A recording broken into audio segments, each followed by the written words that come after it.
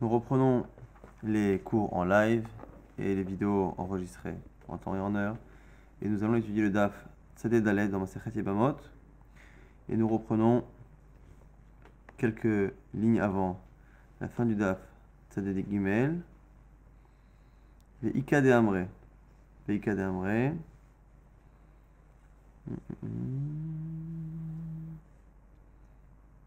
Si vous l'avez. Tu trouves Ve'ika de Amre? Ve'ika de Amar. 5 lignes avant à la fin de la ligne. Ve'ika de Amar. Halati ba'elach. Defilu ihinami me'emna. La Gemara précédemment avait pensé que la question qu'on avait posée au Beth Midrash était: est-ce qu'une femme qui avait le témoignage d'un seul homme que son mari était décédé, est-ce que cette femme pouvait se marier avec son beau-frère, donc faire la misa de Yiboum ou pas? Et on avait tenté de trouver la réponse. Maintenant, la Gemara nous dit qu'en fait, non, cette question n'a jamais été posée. Pourquoi? Parce que se demander si la femme peut se remarier, enfin, on peut faire Yiboum avec son beau-frère, sur la foi d'un seul témoin, c'est évident. Pourquoi? Parce qu'il y a un témoin qui normalement devrait ne pas marcher et qui marche là-dessus. C'est qui? C'est elle-même. Dites Nan. Aïcha Shamra Med Baali, Tinase Med Baali Titiabem. Une femme qui dit que son mari est décédé, elle peut se marier avec quelqu'un d'extérieur, mais elle peut aussi se marier avec son beau-frère, faire le Yiboum. Donc on voit que si la femme elle-même, qui n'est qu'un témoin, qui n'est qu'une femme, et qui en plus, elle est Nogabadavar, elle est dans le sujet, une femme, un témoin, qui en plus est dans le sujet, on voit qu'elle est crue pour permettre à cette même femme qu'elle est elle-même de faire Yiboum, a fortiori un seul témoin extérieur caché qui lui dit que son mari est mort. Du coup, la question elle est quoi? Kitiba elach, les Mishrei Yebama, les Alma. La question est dans un cas où le témoin vient témoigner qu'elle doit faire la misa que justement elle n'a pas de misa de Yiboum, qu'en fait, lorsque son mari et son fils sont morts, le témoin vient dire qu'en fait, le mari est mort avant son fils, et donc quand le mari est mort, il avait un enfant, et donc du coup, le témoin vient à la fois lui dire qu'elle est veuve, et à la fois lui dire qu'elle peut se marier avec quelqu'un de l'extérieur. Est-ce que dans ce cas-là, on peut se baser sur le témoignage? Maïta amada elechad, mishum de milta da avidel eglouye lomeshaker, achanami lomeshaker, odilma ta'amada elechad, mishum de ihi daika ou minasba, vehalo daika ou minasba, de misanahu. La question de la Gemara du coup ça aurait été: est-ce que lorsqu'on autorise une femme à se marier en général grâce à un seul témoin, est-ce que la raison est parce qu'on croit un témoin dans ce domaine-là, parce qu'on part du principe que comme c'est quelque chose qui pourra être vérifié, si le témoin ment, il sait que si le mari revient vivant, et ben du coup il aura honte, il se rendra compte, tout le monde se rendra compte qu'il a menti. Donc du coup, est-ce qu'on croit ce seul témoin-là que parce que son témoignage porte sur quelque chose qui sera forcément vérifiable si c'est faux? Si c'est faux, on finira forcément par le savoir. Ou est-ce que la raison pour laquelle on croit en général un seul témoin dans le cadre d'un mariage d'une aguna, c'est parce qu'on part du principe que la femme, elle va vérifier, faire une enquête. La question ici de la Gemara, c'est quelle est la raison pour laquelle en général on permet le mariage d'une aguna sur un seul témoin? Est-ce que c'est parce qu'on compte sur l'enquête que la femme va faire, ou est-ce que c'est parce qu'on compte sur le fait que le témoin ayant peur que l'on se rende compte du mensonge, eh bien il ne va pas mentir. Et c'est important, pourquoi? Parce que si on dit que c'est par rapport à l'enquête de la femme qu'on se base, si c'est ça, désignaler, et qu'elle le déteste, eh bien on a un problème ici, que dans le cas où on se base sur le fait que ce soit la femme qui fasse une enquête, dans le cas où elle a un beau-frère et qu'elle n'a pas envie de se marier avec lui, on a déjà dit que le beau-frère, peut-être qu'elle a envie de se marier avec lui. Le beau-frère, comme c'est un mari potentiel qu'elle connaît, il est très probable que soit elle l'aime bien, soit elle ait un problème avec lui. Et du coup, on a peur que cette femme-là ait un problème avec son beau-frère. Et si elle a un problème avec son beau-frère, on a peur qu'elle ne regarde pas réellement si le témoin dit vrai, et qu'en fait, ce qu'elle veut vite, c'est se marier avec quelqu'un de l'extérieur. Donc elle croit rapidement le témoin qui dit que son mari est mort avant le fils. Elle vérifie pas réellement si tout est vrai, s'il a bien regardé si le père est mort avant le fils et tout. Elle s'arrange pour vite accepter la chose. Elle ne vérifie pas parce qu'elle n'a qu'une envie, c'est de ne pas tomber dans les mains du beau-frère. Et du coup, c'est ça la question. Amar Leo Rav Shechet, Tanituha, Rav Shechet il dit, c'est une Mishnah ça aussi. Amroula Med Ba'aler. vachakach med bener, nised vachakach amru la chiluf hayu advarim, vablad arishon ve'acharon mamzer. Tetse vablad arishon ve'acharon mamzer.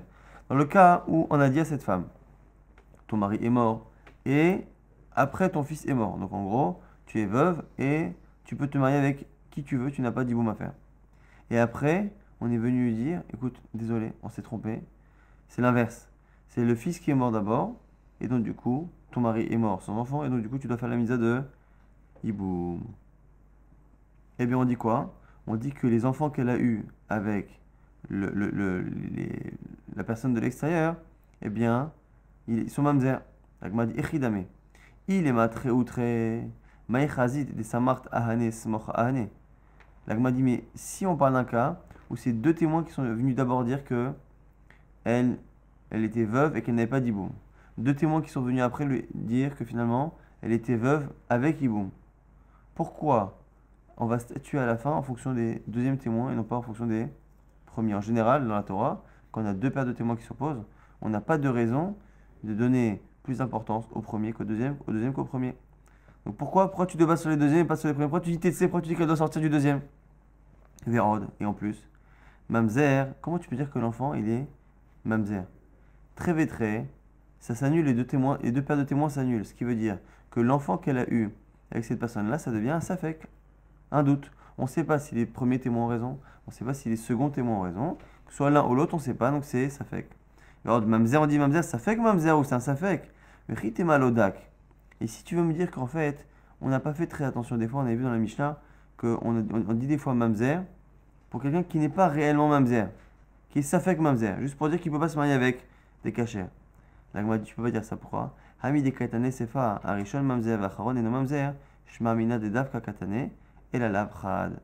La Gemara dit non, tu vois bien que dans la suite de la Mishnah, il y a des fois on dit l'enfant qu'elle est en premier, il est mamzer, le deuxième il n'est pas mamzer. Donc tu vois bien que quand on dit mamzer ou pas mamzer dans cette Mishnah, on fait très très attention à ce qu'on dit, et c'est pas que on redit toujours le même lachon, le même langage sans faire attention.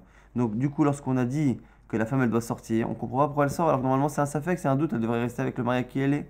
Et quand on dit mamzer, on a une preuve de la Mishnah que la Mishnah pèse ses mots lorsqu'elle dit mamzer ou pas mamzer. Et du coup, pourquoi cet enfant est mamzer alors qu'il y a deux témoins qui disent qu'il l'est, deux témoins qui disent qu'il ne l'est pas. Du coup, l'enfant ne devrait être que safek mamzer. Et donc, la seule, pour l'instant, éventualité que l'on a, c'est de dire qu'en fait, pourquoi on croit les deuxièmes témoins? C'est parce que la première fois, il n'y a pas eu deux témoins. Il y a eu un seul témoin. Elle s'émaille sur la foi d'un témoin. Et pourquoi à la fin, on remet tout en cause et on ne croit que les nouveaux? C'est parce que maintenant, c'est deux témoins qui viennent. Ce qui veut dire que cette femme-là se serait mariée sur la foi d'un témoin et aurait été après contredite par le témoignage de deux témoins. Et du coup, si c'est ça, on se retrouverait à avoir un cas où on est obligé de dire que cette femme-là s'est mariée à l'extérieur, alors qu'elle avait éventuellement une misa de yiboum, elle s'est mariée à l'extérieur avec la foi, sur la foi d'un témoin. Et ta'ama de atu betre akarshua, halavachim eiman. Et on voit que ce seul témoin qui est venu l'autoriser à se marier, eh bien, il doit être contredit par deux témoins. Ce qui ressort ici, c'est que pour la seule manière de comprendre pourquoi, dans ce cas-là, on croit la deuxième paire de témoins, c'est d'imaginer que la première fois, c'était pas une paire, c'était un seul. Et donc, on voit que cette femme-là, sur un témoin qui lui a dit, écoute, tu es non seulement veuve, mais en plus, tu peux te marier à l'extérieur si tu n'as pas d'hiboum, eh bien, elle a pu se marier à l'extérieur. Agmar a dit non, tu n'as pas de preuve. Alors là, très très, peut-être que tu peux dire que c'est deux paires de témoins. Ah, on a dit, mais deux paires de témoins. Deux qui disent blanc, deux qui disent noir. À la fin, c'est ni blanc ni noir, on ne sait pas. Okidama Ravacha Barmanyomi, Be'ede Azama. Comme une fois, elle a répondu Ravacha Barmanyomi sur une autre Mishnah, on va dire ici la même chose. Achanami Be'ede Azama. Il faut dire que les deuxièmes témoins, lorsqu'ils viennent, ils ne viennent pas dire noir. On a dit en général, lorsque deux témoins qui disent blanc, deux témoins qui disent noir, on ne croit ni les uns ni les autres. Par contre, ça c'est le digne de Hadzomem, lorsqu'on a deux témoins qui disent blanc et deux paires de témoins qui ne viennent pas les contredire sur la réalité.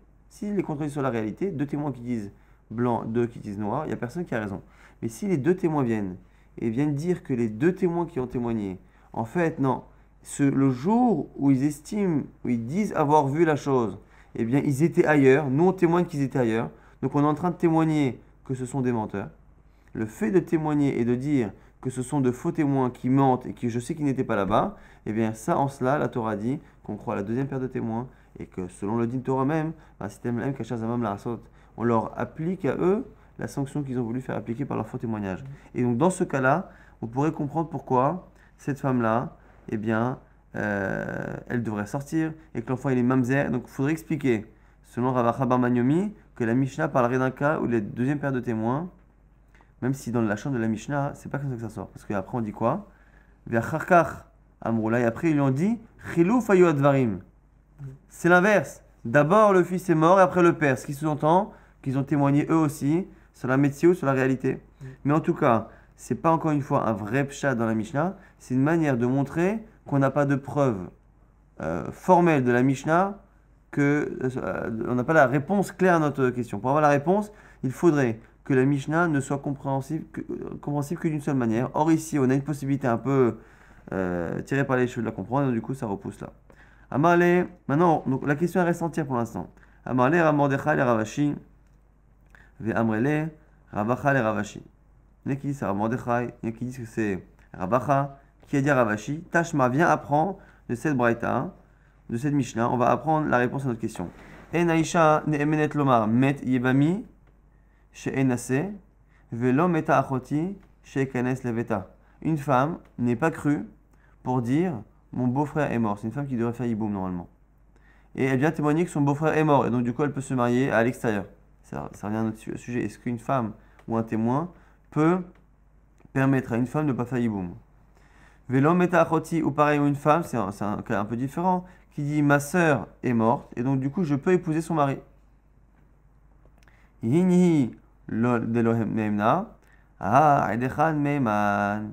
fait que dans cette Mishnah là, on cite les cas où la femme elle est interdite, elle n'est pas crue. Ça sous-entend qu'elle n'est pas crue parce que c'est elle-même, c'est la femme quoi. Elle ne peut pas être crue par rapport à son beau-frère, elle ne peut pas être crue par rapport à sa sœur. Mais le fait de dire que la femme n'est pas crue, ça sous-entend que d'autres témoins seuls sont crus. Sinon, on aurait dû dire quoi? Aïdechad, un seul témoin, n'est pas cru pour le hiboum. Le fait de dire la femme, elle n'est pas crue, ça sous-entend que c'est parce que c'est elle et que c'est cette femme-là, mais qu'en général, un témoin, ça marche. D'accord? La Gemara dit, et donc du coup, on aurait notre réponse. On rejette cela. Bil ta'amer, ima sefa, ena ish neeman lomar, metachi, sheyebem et ishto, velo meta ishti, she'esa et ahota. Hanihulot velo meeman, haidechad meeman. La Gemara dit, alors tu veux faire ce raisonnement-là? Tu veux penser qu'à chaque fois qu'on dit qu'une personne, mais qu'on la cite, elle n'est pas crue, ça sous-entend qu'une seule personne, mais autre, serait crue. On va regarder la suite de la Mishnah.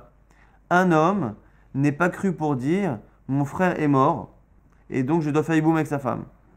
Ou ma femme est morte et donc je peux épouser sa sœur. Les mêmes cas qu'on a dit sur hiboum ou sur le fait d'épouser la sœur, c'est un cas où c'est le mari lui-même qui témoigne. Il n'est pas cru. L'Agma dit donc attends, selon ton raisonnement là, le fait de dire que lui n'est pas cru, ça sous-entend qu'un seul autre témoin serait cru. Et depuis quand on croit un témoin pour permettre à un homme de se marier? On n'a jamais vu. Permettre à une femme de se marier en écoutant un seul témoin, on a déjà vu.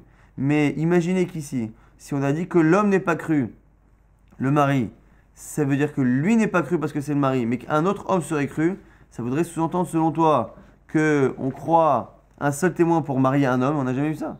Le din de Egoun, on l'a pas, on a le din de Aguna, on n'a pas le din de Egoun. Alors, bish la magabeisha mishum eguna kilo barabanan et la gabeish maïkalemema. Donc, pour là, il n'y a pas ça. Et là, kit sterir, le rabbi Akiva isterir, c'est le kadata chamina. Il va ma rabbi Akiva yeshmamzal mechaïv elavin. Ema chaïcha akilkula, vedaika kamashmalan. La Gemara dit en fait le diou qui est différent. La raison pour laquelle on a dit que la femme n'est pas crue pour justement se dispenser de faire hiboum, eh bien, c'est pas pour dire que elle n'est pas crue, mais qu'un seul autre témoin sera cru. C'est au contraire. Tu aurais pu penser, même si tu penses que tous les témoins seuls ne sont pas crus pour le hiboum, tu aurais pu penser que la femme d'Afka, elle serait plus ne'emenet. On l'aurait plus cru elle qu'un seul témoin. Pourquoi? Parce que comme selon Rabbi Akiva, comme selon Rabbi Akiva, cette femme-là qui va se marier à quelqu'un qui n'est pas son beau-frère, eh bien les enfants sont mamzerim, et bien du coup, on aurait pu penser que même si en général on ne croit pas un seul témoin pour permettre à une femme de se marier à l'extérieur, à la place du beau-frère, eh bien peut-être que la femme elle-même, comme selon Rabbi Akiva, cette femme-là, elle a peur de se marier avec quelqu'un d'extérieur et d'avoir des enfants mamzerim, on aurait pu penser qu'elle-même, elle va plus vérifier, et donc du coup, son témoignage à elle seule, il est plus valable que le témoignage d'un seul témoin. Kamash malade, c'est pour ça que dans la Mishnah on a dit, la femme n'est pas crue. Mais la femme n'est pas crue, c'est pas pour me dire que les autres sont crus. Au contraire, les autres sont pas crus, mais même la femme n'est pas crue. Exactement l'inverse. On reste toujours avec la Sheila du coup. Est-ce que on peut se baser sur le témoignage d'un seul homme pour permettre à une femme de ne pas faire yiboum et de se marier à l'extérieur? Rava Amar, Edechaneman Bibama, Mikal Vachomer. Les Issour Karet, lui il veut faire un Kalvachomer. Les Issour Karet, Itarta. Les Issour Lav, Lokol Sheken. Si déjà un Issour Karet, tu as autorisé, une femme qui est mariée, tu dis, il y a un témoin qui vient et dit qu'elle est veuve. Si ce témoin-là se trompe, eh bien, lorsqu'elle va se marier avec un autre, elle est fait un Issour Karet. Donc si déjà on voit qu'on peut se baser sur la foi d'un seul témoin pour transgresser éventuellement un Issour Karet, on n'a pas peur de prendre ce risque-là sur un seul témoin. Ici, cette femme-là, qui si elle se marie avec quelqu'un de l'extérieur, alors qu'en fait elle devrait faire yiboum avec son frère, là, c'est que un Issour Lav. C'est la Torah qui a dit que cette femme-là ne pourra pas se marier avec quelqu'un d'extérieur. Mais c'est pas Issour Karet. Donc du coup, le Issour pour une Ibama de se tromper et de pas aller avec son beau-frère, mais d'aller avec quelqu'un d'extérieur, est un Issour qui est moins grave qu'une femme mariée qui va avec un homme alors qu'elle n'est pas encore veuve. Amale haoum erabanan le rava, hi atzma tochiach, de l'Issour Karet itarta, le Issour Lav lo itarta. La Gemara, elle dit non, ça ne marche pas ce que tu dis. La preuve qu'on ne fait pas ce kalvachomer entre le fait d'autoriser sur la foi d'un témoin un Issour Karet ou un Issour Lav, c'est qu'elle-même, on voit que ça ne marche pas. Pourquoi? Parce que si elle dit, elle, que son mari est mort, elle peut se marier avec quelqu'un d'autre. Une femme qui a des enfants avec ce mari. Ses enfants sont encore vivants. Elle témoigne que son mari est mort. Donc du coup, est-ce qu'elle peut se marier avec l'extérieur? Oui. Et pourtant, on se base sur son témoignage et on prend un risque sur quelque chose qui est un Issour Karet. Mais par contre, on dit que si elle vient et elle dit qu'elle peut se marier, elle peut faire justement yiboum, on voit que, enfin se marier avec l'extérieur, alors qu'elle ne peut pas faire yiboum justement, eh bien on voit qu'elle n'est pas crue. Et donc du coup, tu vois bien qu'il y a déjà une seule personne, qui est cette femme-là, qui est crue pour quelque chose qui est Issour Karet, et qui n'est pas crue pour un Issour Lav. Et donc du coup, le fait qu'un seul témoin soit cru pour un Issour Karet, c'est pas une preuve qu'il sera cru pour un Issour Lav. Puisque par rapport à ces deux interdits-là, l'interdit de se marier avec un homme alors qu'elle est encore mariée, et l'interdit pour une veuve de se marier avec quelqu'un de l'extérieur alors qu'elle a peut éventuellement la misa de faire yiboum, on voit que dans ces deux cas-là, la femme elle-même, elle est crue pour le cas le plus grave, elle n'est pas crue pour le fait de se marier à l'extérieur de son yébam, de son beau-frère. Et donc du coup, tu peux très bien dire la même chose pour le témoin. Tu peux très bien penser que le témoin, il est capable de lui autoriser un Issour Karet. Donc une femme qui est mariée, il a le droit de l'autoriser et de dire qu'elle est veuve et se marier avec quelqu'un à l'extérieur.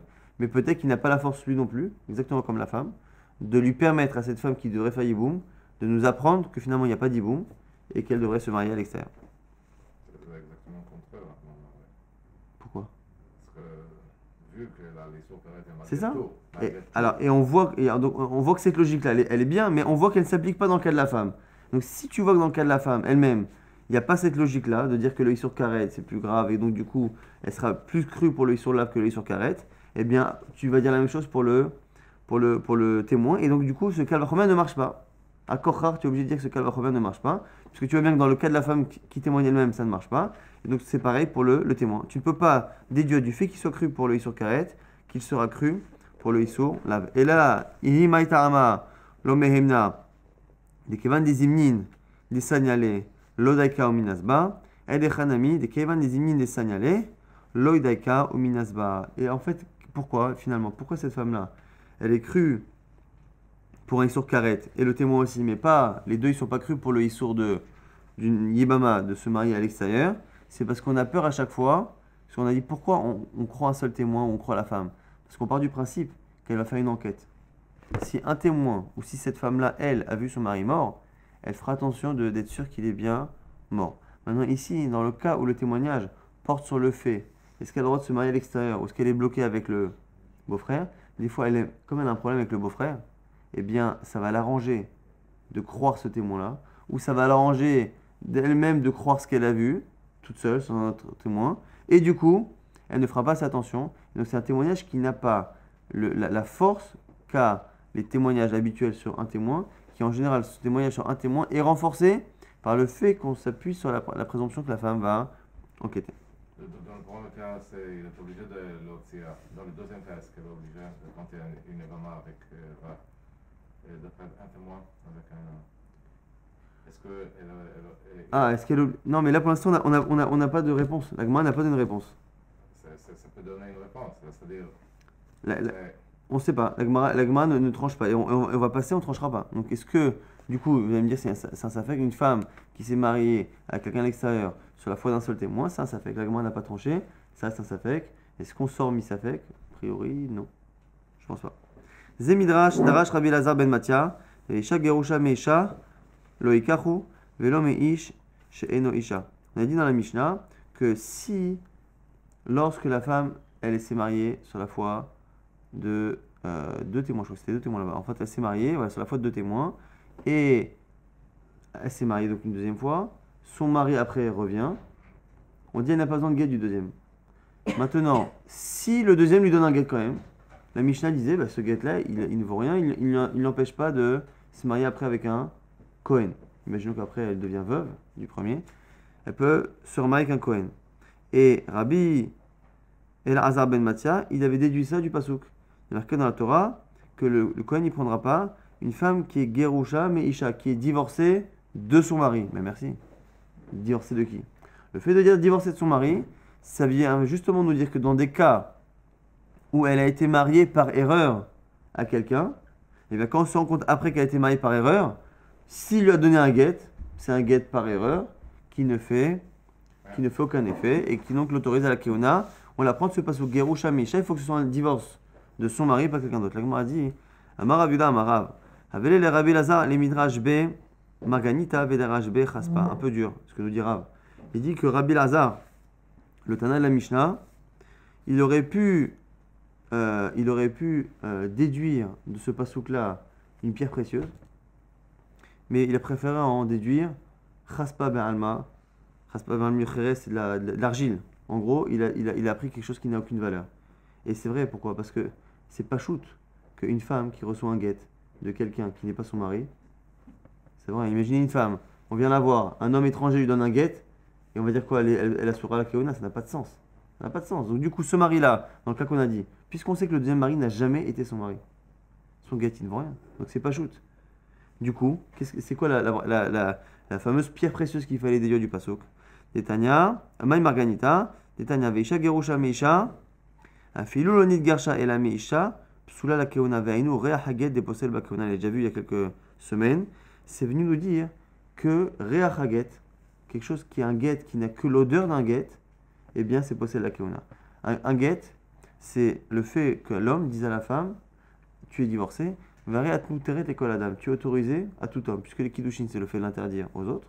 Mais coup d'échette, li, donc asura l'acherim, eh bien le divorce, c'est de dire arrête muteret et koladam.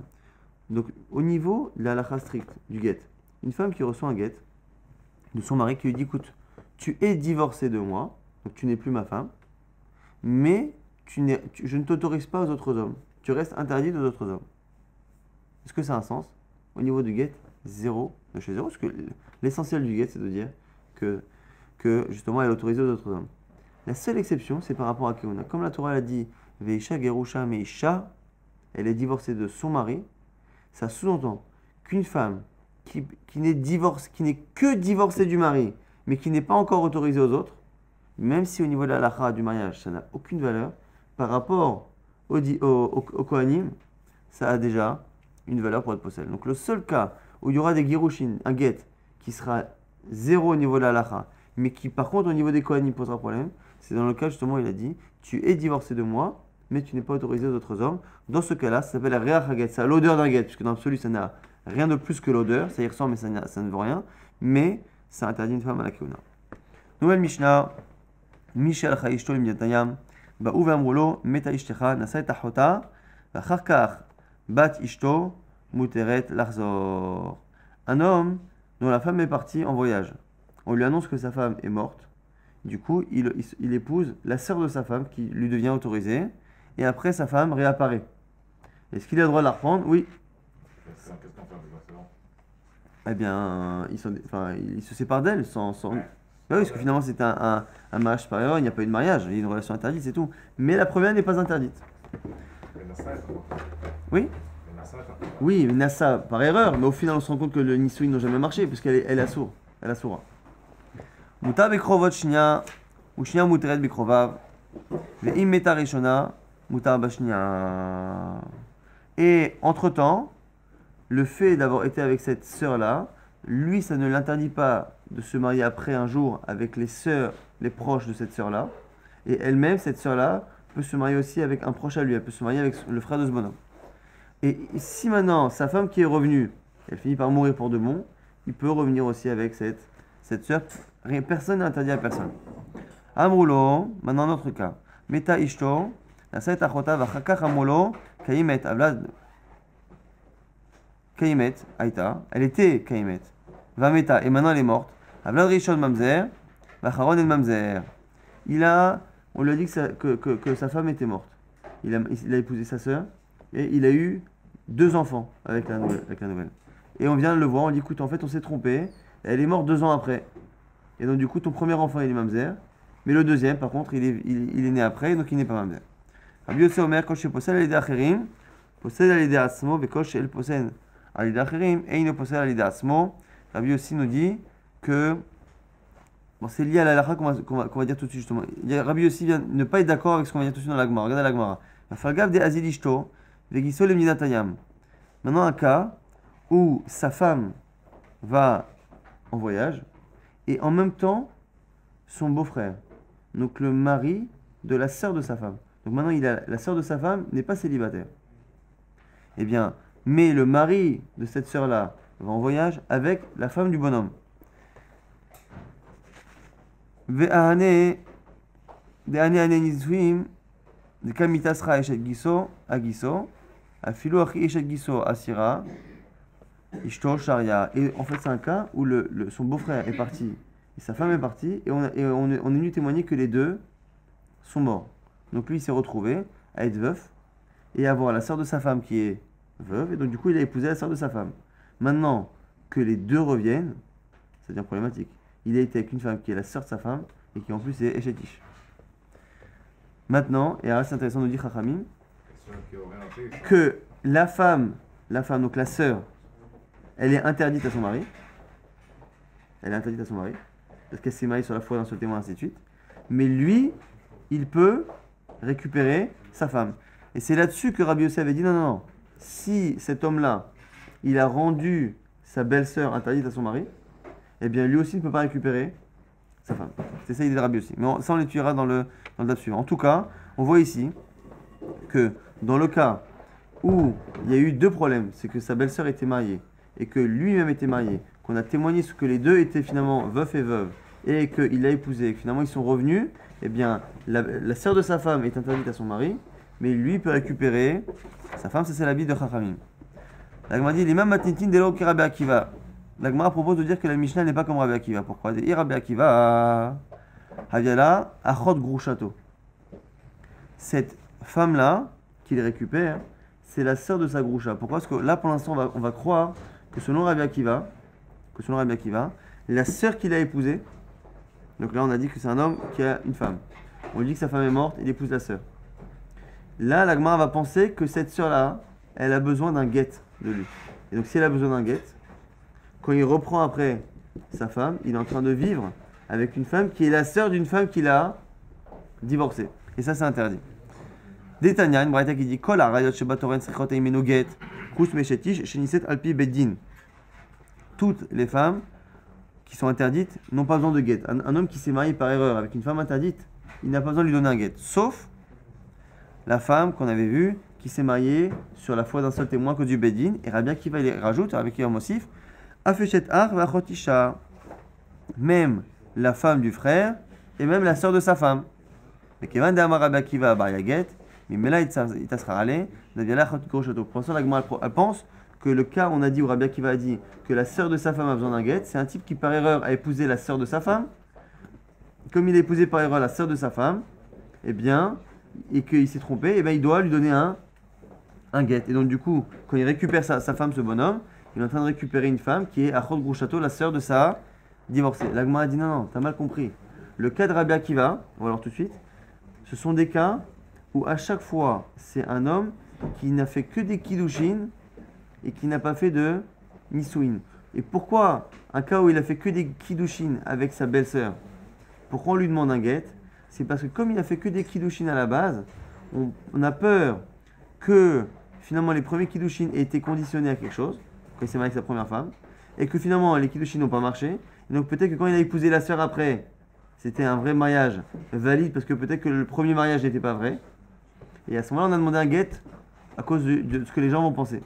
Et dans le cas où la première femme, elle a été Mekou Déchette, elle a été Nessoua, il y a eu consommation du mariage.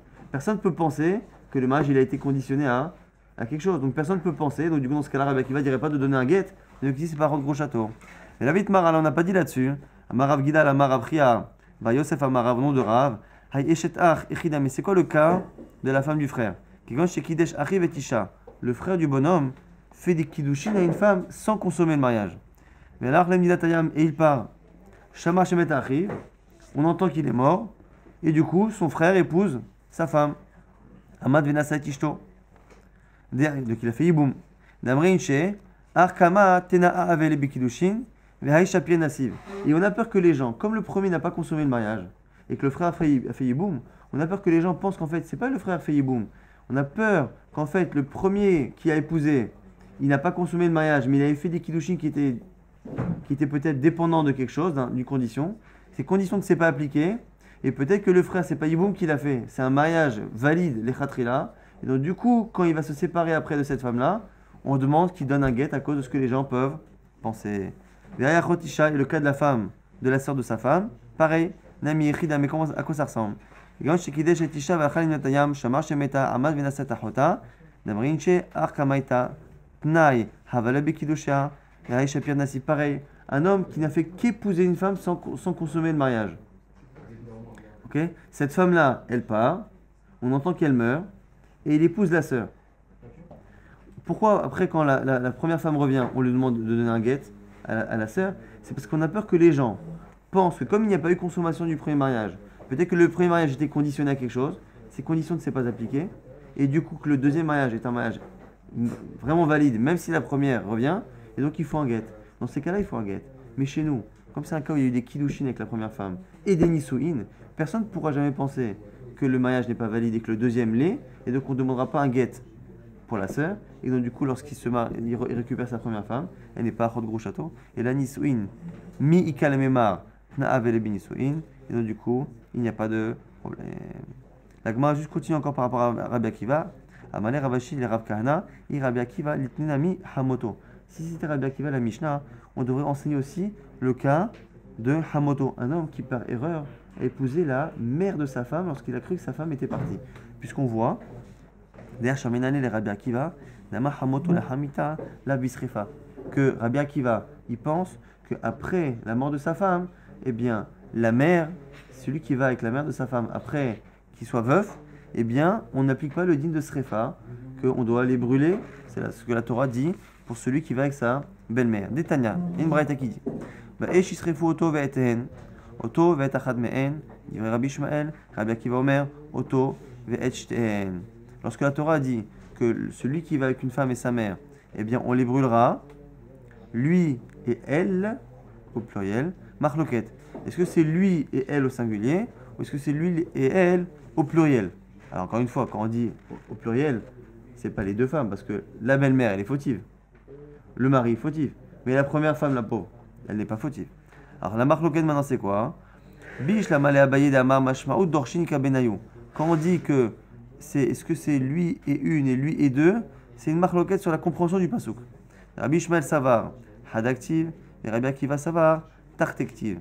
C'est juste la manière de comprendre le pasouk. Mais sauf, tout le monde est d'accord que de ce pasouk-là, on apprend que lui, il est chayav srefa, la belle-mère, elle est chayav srefa. Et là, les filles Rava.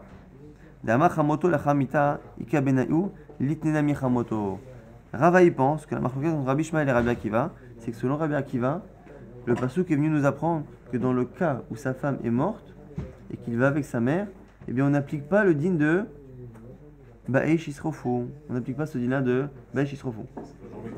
Alors, non, justement, la Gemara pour l'instant a cru penser que si on vient nous dire selon Rava, que selon Rabbi Akiva, on n'applique pas la sanction de Srefa, c'est peut-être que Birklal elle serait autorisée. La Gemara dit mais non, pas du tout. Amalene id et atakra mi Srefa. Misurami Miratakra, dis-moi. Au contraire, la Torah vient te dire qu'il n'y a pas de srefa, il n'y a pas de srefa, on t'a pas dit que c'est mouta, que c'est pas autorisé. Donc du coup, on n'a aucune preuve que la Mishnah n'est pas Rabbi Akiva, même si on a pensé le cas de la belle-mère, parce que la belle-mère reste interdite, même selon Rabbi Akiva qui pense qu'il n'y a plus de digne de srefa, encore une fois selon Rava. Ça enlève le degré de la mita. Exactement. C'est bon.